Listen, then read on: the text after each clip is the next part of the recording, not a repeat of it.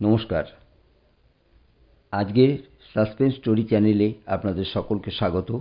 এখনও যারা আমাদের চ্যানেলটিকে সাবস্ক্রাইব করেননি তারা অবশ্যই সাবস্ক্রাইব করে আমাদের পাশে দাঁড়াবেন এই আশা নিয়ে আজকের গল্প শুরু করছি। আজকের গল্প রাতের কণ্ঠস্বর। লেখক উইলিয়াম হোপ হজসন। অন্ধকার। সে এক তারাহারা রাত। আমরা রয়েছি উত্তর প্রশান্ত মহাসাগরে। পালে বাতাস না থাকার জন্য আমাদের এখানে শান্তভাবে অপেক্ষা করতে হচ্ছে। আমাদের সঠিক আবাসস্থলের কথা বলতে পারবো না, কারণ এক ক্লান্তিকর নির্বাক সপ্তাহকাল ধরে সূর্যদেব মুখ লুকিয়ে রেখেছেন হালকা কুয়াশার আড়ালে। মনে হচ্ছে এই কুয়াশা ভেসে আছে আমাদের মাস্তুলের উঁচুতে। মাঝে মাঝে এই কুয়াশা আবরণ নিচে নেমে আসছে, ঢেকে ফেলছে চারপাশের সমুদ্রকে। হাওয়া নেই, কাজেই আমাদের জাহাজটাকে বেশ দৃঢ় করে ধরে রেখেছিলাম আমরা। ডেকে মানুষ বলতে আমি একলা, নাবিক বলতে আছে দুটি মানুষ আর একটি বাচ্চা। তারা নিজেদের আস্তানায় ঘুমিয়ে আছে। আমার বন্ধু উইল হলো এই ছোট্ট জলযানখানার মালিক। সে রয়েছে জাহাজের পেছন দিকে তার নিজের ব্যাংকে। ছোট কেবিনের পোর্টের পাশে তার ব্যাংক। আমাদের জলযানের চারপাশে নিরন্ধ্র অন্ধকার। আচমকা সেই অন্ধকারের কালো জবনিকা ভেদ করে একটা কণ্ঠস্বর ভেসে এলো। স্কুনার, অ্যাহোই! ওহে স্কুনার, শোনো! স্কুনার, যে পালতোলা জাহাজে দুই বা তার বেশি মাস্তুল থাকে। অ্যাহোই নাবিকদের মধ্যে পরস্পরকে ডাকবার রীতি। নাবিকদের ভাষায় শব্দটির অর্থ হলো ওহে, শোনো। কণ্ঠস্বরটা এত অপ্রত্যাশিত যে বিস্ময় বিমূঢ় হয়ে আমি সঙ্গে সঙ্গে কোনো উত্তর দিতে পারলাম না। অন্ধকারের ভেতর থেকে কণ্ঠস্বরটা আবার ভেসে এলো। কেমন অদ্ভুত, অপরিষ্কার, ঘরঘরে অমানবিক কণ্ঠস্বর। আধার সাগরের বুকে রয়েছে এই অশ্রুতপূর্ব অদ্ভুত অমানবীয় উৎস। স্কুনার, ওহে স্কুনার! এই যে! স্তম্ভিত ভাবটা কাটিয়ে আমিও চিৎকার করে বললাম, কে তুমি? কি চাও?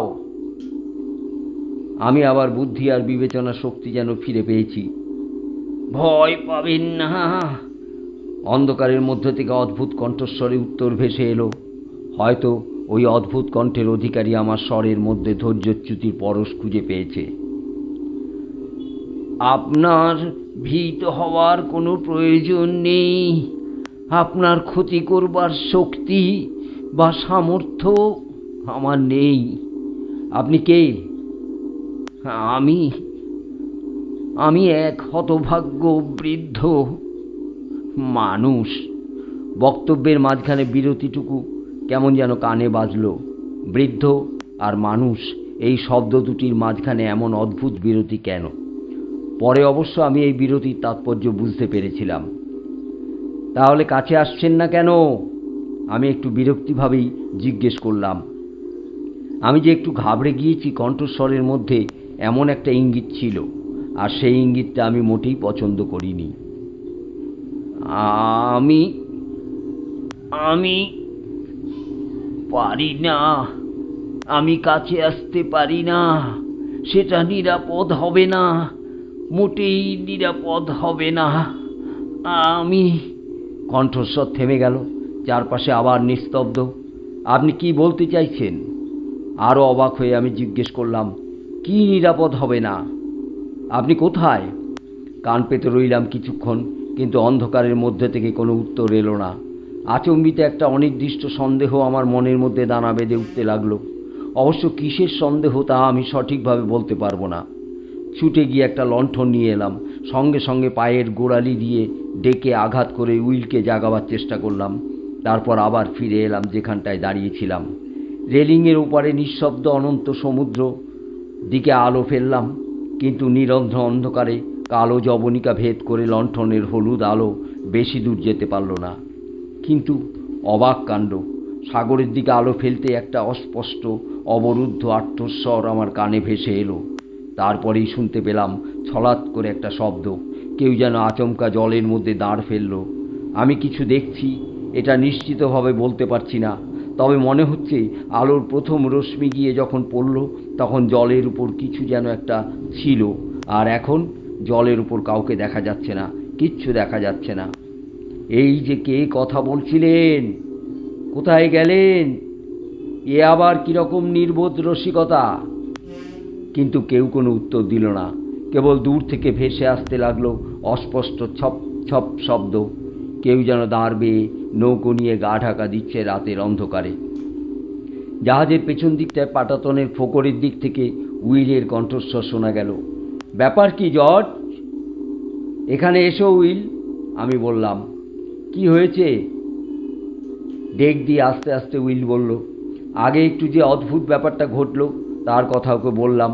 উইল আমাকে কয়েকটা প্রশ্ন করলো, তারপর এক মুহূর্ত নীরব থেকে নিজের ঠোঁটের কাছে হাত দুখানা নিয়ে চিৎকার করে ডাকলো, বোট অ্যাহোই, নৌকা, ওহে নৌকা। অনেক দূর থেকে একটা ক্ষীণ উত্তর ভেসে এলো বাতাসে। আমার সঙ্গী আবার উইল। কিছুক্ষণ চারপাশে নীরবতা, তারপর শোনা গেল অস্পষ্ট ছপ ছপ শব্দ। দাঁড় বেয়ে নৌকো নিয়ে কে যেন এগিয়ে আসছে আমাদের ছোট্ট পালতোলা জাহাজখানার দিকে। ছপ ছপ ছপ দাঁড় টানবার শব্দ অস্পষ্ট থেকে স্পষ্ট এবং তারপর স্পষ্টতর হয়ে উঠছে। আসুন, জাহাজের কাছে আসুন, উইল সাদর আহ্বান জানালো। আলোটা আলোটা সরিয়ে নিন। আবার শোনা গেল নৈশ কণ্ঠস্বর। আলো সরাবো কেন? কোন দুঃখে সরাবো? আমি আপন মনে বিড়বিড় করে বললাম। কিন্তু উইল দেখছি ওই রহস্যময় কণ্ঠের অধিকারীর পক্ষে। সে বলল, বেশ তো, ও যা বলছে তাই করো না কেন? কর্তার ইচ্ছায় কর্ম। অগত্যা আলোটাকে রেখে দিলাম বুলওয়ার্কের তলায়। আসুন, কাছে আসুন, উইল বলল। ছপ ছপ ছপ আবার দাঁড় টানার শব্দ শোনা গেল। তারপর আমাদের জাহাজের খানিকটা দূরে, এই 6 ফ্যাদম দূরে শব্দটা থেমে গেল। এ কি, থামলেন কেন? জাহাজের পাশে আসুন, উইল বলল। ভয় পাচ্ছেন কেন? এখানে ভয় করবার মতো কিছুই নেই। কথা দিন, আলো দেখাবেন না। অন্ধকারের ভেতর থেকে কণ্ঠস্বর ভেসে এলো। তার সঙ্গে আপনার কি সম্পর্ক? আমি ক্রুদ্ধস্বরে বললাম, আপনি আলোকে এত ভয় পাচ্ছেন কেন? কারণ, কণ্ঠস্বর শুরু হয়েই আচমকা থেমে গেল। কারণ? কারণ কি? কি? আমি সঙ্গে সঙ্গে প্রশ্ন করলাম। উইল আমার কাঁধের উপর হাত রেখে বলল, তুমি একটু চুপ করো জর্জ। নিচু গলায় জর্জ বলল, আমাকে ওর সঙ্গে মোকাবিলা করতে দাও। রেলিংয়ে ঝুঁকে পড়ে উইল বলল, শুনুন মশাই, এ তো বেশ অদ্ভুত ব্যাপার। রাতের অন্ধকারে প্রশান্ত মহাসাগরের মাঝখানে আমাদের সামনে এসে পড়েছেন। কি করে জানবো আপনি আমাদের উপর কৌশল আর চাতুরি খাটাতে এসেছেন কিনা? বলছেন আপনি একা, কিন্তু না দেখে তা কি করে বুঝবো? আর এই অন্ধকারে আলো ছাড়া দেখবই বা কি করে? আলোর ক্ষেত্রে আপনার আপত্তির কারণ কি? আবার দাঁড়ের জল কাটবার শব্দ শোনা গেল। ছপ ছপ ছপ শব্দটা চলে যাচ্ছে দূরে, আরও দূরে। তারপর অনেক দূর থেকে অন্ধকারে কণ্ঠস্বর ভেসে এলো। সেই স্বর নিরাশায় ভরা, বেদনায় বিদূর। আমি দুঃখিত, খুবই দুঃখিত। আপনাদের বিব্রত না করলেই পারতাম। আসলে আমি খুব ক্ষুধার্ত, আর সেই মহিলাও খুব ক্ষুধার্ত। ছপ ছপ ছপ দাঁড়ের এলোমেলো শব্দ দূরে মিলিয়ে যেতে লাগলো। থামুন, উইল চিৎকার করে বলল, আমরা আপনাকে তাড়িয়ে দিতে চাইনি, ফিরে আসুন। আপনি যখন আলো চাইছেন না, তখন লণ্ঠনটা না হয় আমরা সরিয়েই রাখব। আমার দিকে ফিরে উইল বলল, এ তো দেখছি এক অদ্ভুত রহস্যময় ব্যাপার, তবে ভয় করবার মতো কিছু নেই এর মধ্যে। তোমার কি মনে হয়? না না, ভয় পাবার মতো কিছু নেই। মনে হয় আশেপাশে কোথাও ওর জাহাজ ডুবি হয়েছিল, লোকটা বেঁচে গেছে কোনো রকমে। ও আলোকে ভয় পাচ্ছে কেন তাই তো বুঝতে পারছি না। বোধহয় কষ্টে ভয়ে ওর মাথা খারাপ হয়ে গেছে। ছপ ছপ ছপ দাঁড়ের জল কাটবার শব্দ স্পষ্টতর হয়ে উঠল। অন্ধকারে অদৃশ্য আগন্তুক এগিয়ে আসছে আমাদের জাহাজের দিকে। আলোটাকে রেখে এসো জর্জ, উইল বলল। তারপর সে রেলিংয়ে ঝুঁকে পড়ে দাঁড়ের শব্দ শুনতে লাগলো। বাতিটাকে যথাস্থানে রেখে এসে উইলের কাছে এলাম। ছপ ছপ ছপ দাঁড়ের শব্দ এগিয়ে আসছে। আমরা দুজনেই উৎকণ্ঠিত। জাহাজ থেকে একটু দূরে শব্দটা থেমে গেল। এবার জাহাজের পাশে আসবেন না? স্থির কণ্ঠে উইল বলল। বাতিটাকে তো সরিয়ে রাখা হয়েছে। না না, আমি আসতে পারি না, অপরিচিত কণ্ঠস্বর উত্তর দিল। আমি কাছে আসতে সাহস করছি না। আপনাদের কাছ থেকে কিছু খাবার দাবার পেলেও তার দাম আমি দিতে পারবো না, দেবার ক্ষমতা আমার নেই। ঠিক আছে, আপনি ও নিয়ে বিব্রত হবেন না, উইল বলল। তারপর একটু ইতস্তত করে আবার বলল, আপনাকে আমাদের জাহাজে স্বাগত জানাচ্ছি। আপনি আসুন, যতটা খাবার নিতে পারেন নিয়ে যান। উইলের স্বরের মধ্যে বোধ করি একটু দ্বিধার ভাব রইল। আপনি খুব ভালো, খুব দয়ালু। ঈশ্বর সর্বশক্তিমান, তিনি সব কিছু বোঝেন। তিনি আপনার মঙ্গল করুন। শেষ দিকটায় আধার রাতের আগন্তুকের কণ্ঠস্বর কেমন যেন খসখসে আর কর্কশ হয়ে উঠল। হ্যাঁ, সেই মহিলা যার কথা আপনি বলছিলেন, উইল আচমকা বলে উঠল। তিনি কি? তাকে আমি দ্বীপে রেখে এসেছি, রাতের কণ্ঠস্বর উত্তর দিল। কোন দ্বীপে? আমি প্রশ্ন করলাম। সেই দ্বীপের নাম জানি না, ভগবানের কাছে। আচমকা শুরু হয়ে আচমকাই থেমে গেল কণ্ঠস্বর। আমরা কি সেই মহিলার জন্য একখানা নৌকো পাঠাতে পারি না? এবার উইলি কথাটা জিজ্ঞেস করল। না। অসাধারণ জোর দিয়ে আধার রাতের আগন্তুক এই ছোট্ট নেতিবাচক শব্দটি উচ্চারণ করলেন। কেন? হায় ভগবান, না না। কর্কশ কণ্ঠে যেন আর্তনাদি করে উঠল নীল সাগরের অজানা আগন্তুক। কিছুক্ষণ কোনো তরফেই সারা শব্দ নেই। তারপর একটু যেন ভর্ৎসনার সুরেই নিশীথ রাতের আগন্তুক বলতে লাগলো। আমাদের অভাবের জন্যই আমি এত দূর আসতে সাহস করেছি। ওর যন্ত্রণা আমাকে পীড়া দিচ্ছিল, খুব পীড়া দিচ্ছিল, আর আমি সহ্য করতে পারিনি।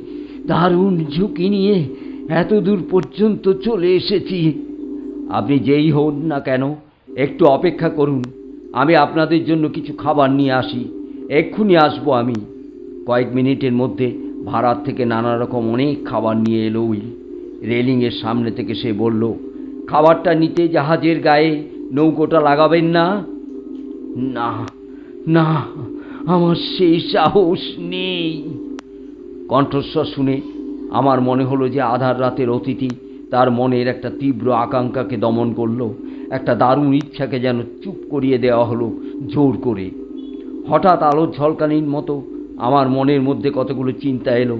অন্ধকারে ওই জীবটি ক্ষুধায় কষ্ট পাচ্ছে, আর একজন মহিলার কথাও শোনা গেছে, তিনিও ক্ষুধার্ত। এদের প্রয়োজন খাদ্য। উইল যথেষ্ট খাবার নিয়ে এসেছে ওদের জন্য, কিন্তু কোনো এক দুর্বোধ্য কারণে আতঙ্কিত হচ্ছে রাতের অতিথি। সে জাহাজের কাছে এসে খাবার নিতে পারছে না। বিদ্যুৎ চমকের মতোই আমার মনে ওর সম্পর্কে একটা ধারণা এসে গেল। আমাদের এই অদৃশ্য আগন্তুক মোটেই পাগল নয়, সম্পূর্ণ সুস্থ মস্তিষ্কেই সে অসহ্য আতঙ্কের মুখোমুখি হয়েছে। আমার মনে নানা রকমভাবে নানা অনুভূতি খেলা চলতে লাগলো। শেষ পর্যন্ত ভাবকে ছাপিয়ে বড় হয়ে উঠল সহানুভূতির ভাবটা। যাকগে, জাহাজে আসবার কথা ছেড়ে দাও উইল, আমি বললাম। যে কোনো কারণেই হোক উনি জাহাজের কাছে আসবেন না। তুমি বরং একটা বাক্স নিয়ে এসো। বাক্সটার ভেতরে খাবার পুরে আমরা ওটাকে জলে ভাসিয়ে দেব। তাহলেই আশা করি উনি ওটা পেয়ে যাবেন।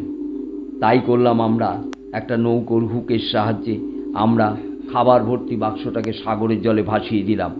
এক মুহূর্ত পরেই একটা মৃদু হর্ষধ্বনি শোনা গেল। এই হর্ষধ্বনি অদৃশ্য আগন্তুকের। বুঝলাম সে খাবারের বাক্সটা পেয়েছে। একটু পরে অদৃশ্য আগন্তুক আমাদের কাছ থেকে বিদায় নিল। যাবার আগে সেই হৃদয় উজাড় করে আমাদের আশীর্বাদ করে গেল। তারপর অন্ধকারের মধ্যে আবার দাঁড়ের শব্দ শোনা গেল। ছপ ছপ ছপ। শব্দ ক্ষীণ হতে হতে এক সময় মিলিয়ে গেল। বড্ড তাড়াতাড়ি চলে গেল। একটু আহত স্বরেই উইল মন্তব্য করল, অপেক্ষা করো। আমি বললাম, আমার ধারণা ও আবার ফিরে আসবে, ওর খাদ্যের খুব প্রয়োজন। আর সেই মহিলা, তারও বোধ করি খাদ্যের প্রয়োজন। কিছুক্ষণ চুপ করে রইল উইল, তারপর বলল, সাগরে মাছ ধরছি অনেক দিন ধরে, কিন্তু এরকম অদ্ভুত ব্যাপারের মুখোমুখি আগে আর কখনো হইনি। একটু আগে যা ঘটল তার চেয়ে রহস্যময় ব্যাপার আর কি হতে পারে? হ্যাঁ, আমি সংক্ষিপ্ত উত্তর দিলাম। নানান চিন্তা এসে আচ্ছন্ন করে ফেলল আমার মনকে। সময় কাটতে লাগলো, 1 ঘন্টা কাটলো, তবুও উইল আমার সঙ্গে ডেকের উপরেই রয়ে গেল। রাতের এই অদ্ভুত রোমাঞ্চকর অভিজ্ঞতা যেন ঘুম কাতুরে উইলের সমস্ত ঘুমকে তাড়িয়ে দিয়ে গেছে। 3য় ঘন্টারও 3 ভাগ কেটে গেছে। ঘন্টা শেষ হতে আর মাত্র মিনিট 15 বাকি। এমনি সময়ে আমরা আবার নিস্তব্ধ সাগরের বুকে দাঁড় টানবার শব্দ শুনতে পেলাম। ছপ ছপ ছপ শব্দটা এগিয়ে আসছে আমাদের স্কুনারের দিকে। শোনো, চাপা গলায় বলল, ওর কণ্ঠস্বরে উত্তেজনার পরশ। ও আবার ফিরে আসছে, আমি ঠিক এটাই ভেবেছিলাম। আমি বললাম। দাঁড় টানার শব্দটা আরও কাছে এগিয়ে এলো। লক্ষ্য করলাম জলের মধ্যে দাঁড়ের প্রতিটি আঘাত এখন দৃঢ়তর ও দীর্ঘস্থায়ী। আগন্তুকের দেহে যেন নতুন তেজ আর শক্তির সঞ্চার হয়েছে। সত্যি খাবারের খুবই দরকার ছিল। জাহাজের একটু দূরে এসে দাঁড়ের শব্দ থামল। বুঝলাম আর এগোবে না ওই আধার রাতের অদৃশ্য অতিথি। অন্ধকারের মধ্যে দিয়ে আবার কণ্ঠস্বর ভেসে এলো, স্কুনার, অ্যাহোই স্কুনার, ওহে স্কুনার। এই যে আপনি এসেছেন? উইল জিজ্ঞেস করল। হ্যাঁ, কণ্ঠস্বর উত্তর দিল। আমি হঠাৎ আপনাদের কাছ থেকে চলে গিয়েছিলাম, কিন্তু তার খুব প্রয়োজন ছিল। নিতান্ত প্রয়োজনের জন্যই আমাকে তাড়াতাড়ি চলে যেতে হয়েছিল। সেই মহিলা উইল প্রশ্ন করল। সে মহিলা এখন পৃথিবীতে কৃতজ্ঞ। শিগগিরই স্বর্গে, হ্যাঁ, স্বর্গে গিয়ে আরও কৃতজ্ঞ হবেন। উত্তরে কিছু বলতে গিয়ে উইল হতবুদ্ধি হয়ে থেমে গেল। আমি কিছুই বললাম না, অবাক হয়ে ভাবতে লাগলাম অদ্ভুত বিরতিগুলির কথা। অদৃশ্য আগন্তুকের কথা বলতে গিয়ে মাঝে মাঝে অদ্ভুতভাবে থেমে যাচ্ছিল। কিন্তু কেন? অবশ্য অবাক হলেও আমার মন ওর প্রতি সহানুভূতি এবং সমবেদনায় ভরে গিয়েছিল। কণ্ঠস্বর বলতে লাগলো, ঈশ্বরের দয়া আর আপনাদের অনুগ্রহের ফলকে ভাগাভাগি করে নিয়ে আমরা, হ্যাঁ, আমি আর সে আলোচনা করছিলাম। ওর কথার মাঝখানে কথা বলল উইল, কিন্তু তার কথাগুলো মোটেই পরিষ্কার বা সামঞ্জস্যপূর্ণ হলো না। আজ রাতে আপনারা যে দান কর্ম করলেন, যেই খ্রিস্ট ধর্মসুলভ করুণা দেখালেন, তাকে দয়া করে ছোট করবেন না। কণ্ঠস্বর বলল, নিশ্চিন্ত থাকুন, আপনাদের এই কাজ সর্বদর্শী সর্বশক্তিমান ঈশ্বরের দৃষ্টি এড়ায়নি। কণ্ঠস্বর থামল। পুরো 1 মিনিট সবাই নীরব। তারপর রাতের কণ্ঠস্বরের অদৃশ্য অধিকারী নীরবতা ভাঙল। আমরা দুজনেই আমাদের ভাগ্যে যা ঘটেছে তা নিয়ে আলোচনা করলাম। আগে ভেবেছিলাম আমাদের জীবনে যে ভয়ঙ্কর আতঙ্ক নেমে এসেছে তার কথা আর কাউকে বলবো না, নিঃশব্দে শেষ হয়ে যাব দুজনে। কিন্তু আলোচনা করে দুজনেই একমত হলাম যে আজ রাতে যে ঘটনা ঘটল তা ঘটল এক বিশেষ বিধানেই। আমরা যে কষ্ট সহ্য করেছি, যে জীবন্ত আতঙ্কের মুখোমুখি হয়েছি, তা আপনাদের কাছে খুলে বলা উচিত বলেই আমরা মনে করলাম। আর ঈশ্বরও বোধহয় তাই চান। আমরা কোনো কথা বললাম না। কণ্ঠস্বর আবার বলতে লাগলো, সেই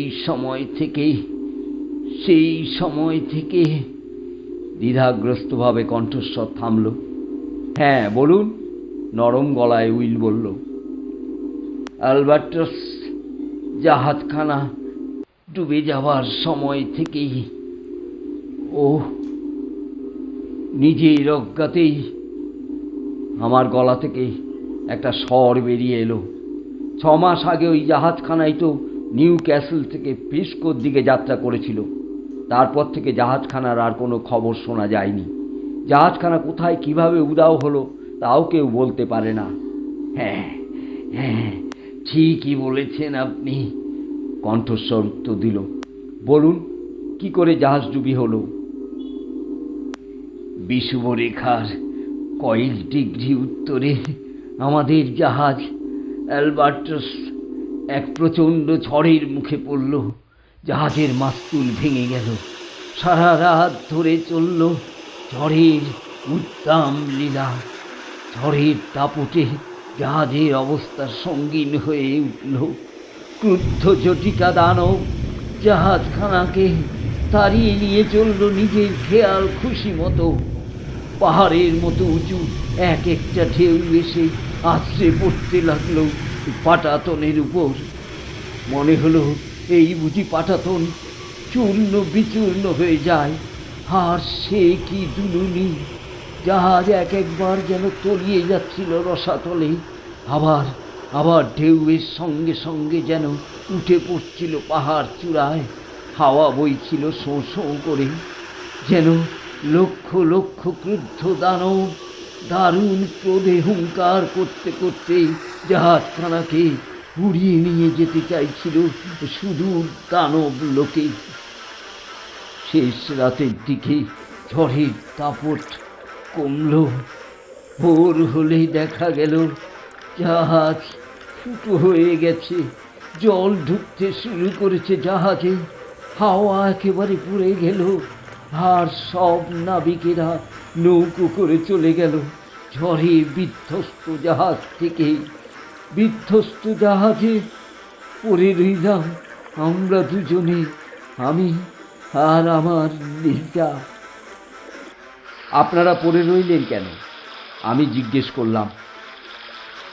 আমরা নিচে গিয়েছিলাম আমাদের সঙ্গের জিনিসপত্রের মধ্যে অন্তত অবশ্য কিছু প্রয়োজনীয় জিনিস নিয়ে আসবার জন্যে।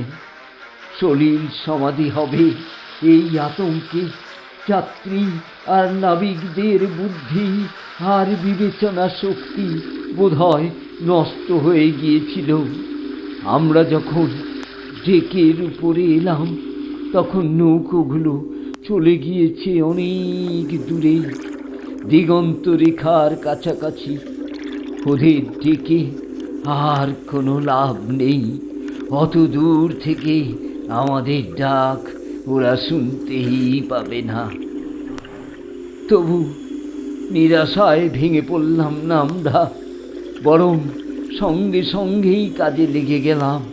কিছুক্ষণের মধ্যেই একটা ছোট্ট ভেলা তৈরি করে ফেললাম। তার উপর যতটুকু জিনিসপত্র ধরে ততটুকুই আমরা সঙ্গে নিলাম। অনেকটা পরিমাণ পানীয় জল আর কয়েক প্যাকেট বিস্কুট সঙ্গে নিতে আমরা ভুললাম না। ইতিমধ্যেই জাহাজের অনেকখানি জলের তলায় তলিয়ে গেছে। আমরা ভেলায় চড়ে বসলাম। জাহাজের বাঁধন কেটে ভেলায় গিয়ে চলল সমুদ্র পথে।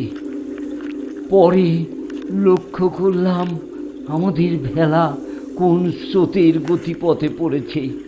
এই স্রোত দ্রুত গতিতে আমাদের ভেলাটাকে ডুবন্ত জাহাজখানা থেকে দূরে নিয়ে চলল। জাহাজ আর স্রোতের মাঝখানে একটা কোণের সৃষ্টি হয়েছিল। সেই কোণ বজায় রেখেই স্রোতের মুখে আমাদের ভেলা এগিয়ে চলল। 3 ঘন্টা কেটে গেল। জাহাজের কাঠামোটা আমাদের দৃষ্টিসীমার বাইরে চলে গেছে। ভাঙা মাস্তুলটাকে আরও কিছুক্ষণ দেখা গেল বটে, কিন্তু এক সময় সেটাও দৃষ্টির বাইরে চলে গেল। সন্ধ্যার দিকে চারপাশ কুয়াশায় ঢেকে গেল। সারা রাত আমাদের চারপাশে যেন ঘন কুয়াশায় ধূসর জবনিকা। পরের দিনেও সে যবনিকা উঠল না। ঘন কুয়াশার মধ্যেই আমরা ভেসে চললাম কোন অজানার দিকে কে জানে। অবশ্য আবহাওয়া শান্তই ছিল। 4 দিন ধরে সেই অদ্ভুত অস্বচ্ছ কুয়াশার মধ্যে দিয়ে ভেসে চললাম আমরা। 4র্থ দিন সন্ধ্যাবেলায় আমরা একটা শব্দ শুনতে পেলাম, উপকূলে ঢেউ আছড়ে পড়বার শব্দ। ক্রমে শব্দটা স্পষ্ট থেকে স্পষ্টতর হয়ে উঠতে লাগলো। মধ্যরাতের পর আমাদের দুপাশে ঢেউয়ের গর্জন শোনা যেতে লাগলো। কয়েকবার আমাদের পলকা ভেলাটা প্রবল জলোচ্ছ্বাসের সঙ্গে যেন শূন্যে লাফিয়ে উঠল। তারপর ভেলাসহ আমরা গিয়ে পড়লাম শান্ত নিস্তরঙ্গ ওই জলরাশির মধ্যে। সাগর তরঙ্গের উন্মত্ত ভৈরব গর্জন পড়ে রইল আমাদের পিছনে। অন্ধকারের মধ্যে বুঝতে পারলাম না কোথায় এসে পড়েছি। ভোর হলো, দেখলাম আমরা লেগুন জাতীয় একটা বিশাল জলাশয়ের মধ্যে এসে পড়েছি। কিন্তু তখন আমরা এসব বিশেষ লক্ষ্য করিনি, কেননা আমাদের সামনেই কুয়াশার আবরণের আড়ালেই দেখা যাচ্ছিল একটা বিশাল সমুদ্রগামী জাহাজের কাঠামো। একসঙ্গে নতজানু হয়ে আমরা ঈশ্বরকে ধন্যবাদ জানালাম। ভাবলাম আমাদের বিপদের বুঝি শেষ হয়েছে। তখন কি জানতাম যে আমাদের এখনো অনেক কিছু শিখতে বাকি রয়েছে। বেলাখানাকে চালিয়ে জাহাজের কাছে নিয়ে এলাম। চিৎকার করে উঠলাম, আমরা বিপন্ন, দয়া করে আমাদের জাহাজে তুলে নিন। কিন্তু আমাদের চিৎকারের জবাবে জাহাজ থেকে কোনো উত্তর গেল না। আমাদের ভেলা গিয়ে থামলো জাহাজের পাশে। আবার চিৎকার করলাম, না, কোনো সাড়া নেই। জাহাজখানা কি পরিত্যক্ত। জাহাজ থেকে একটা দড়ি ঝুলছে নিচের দিকে। ঠিক করলাম ওই দড়ি বেয়েই জাহাজে উঠব। দড়ি বেয়ে উপরে উঠতে শুরু করলাম, কিন্তু কাজটা খুব সহজ হলো না, কেননা ঝুলন্ত দড়িটার গায়ে এক ধরনের ধূসর ছত্রাক রয়েছে। তাছাড়া জাহাজের পাশটাও ঢেকে গিয়েছে এই জাতীয় ছত্রাকে। মনে হচ্ছে জাহাজের গায়ে যেন ফুসকুড়ি উঠেছে, জায়গায় জায়গায় আবার নীলচে কালো দাগ। দড়ি বেয়ে উঠে রেলিং ধরলাম, তারপর রেলিং টপকে এসে পড়লাম জাহাজের ডেকে। লিজা ভেলাতেই রইল। সমস্ত ডেকটাই ছেয়ে গেছে ছত্রাকে, ধূসর বর্ণের ছত্রাক। কতগুলো ছত্রাক থেকে আবার পিণ্ডের মতো বস্তু বেরিয়েছে। পিণ্ডগুলো উচ্চতায় বেশ কয়েক ফুট। কিন্তু সে সময় আমি এসব ব্যাপার নিয়ে বিশেষ মাথা ঘামাইনি। আমি খুঁজছিলাম মানুষ। জাহাজের ভিতরে মানুষজনের দেখা পাওয়াটাই ছিল তখন আমার প্রধান লক্ষ্য। আমি চিৎকার করলাম। এই পর্যন্তই আজকের গল্পটা। এটা প্রথম ভাগ। দ্বিতীয় ভাগ এরপরে।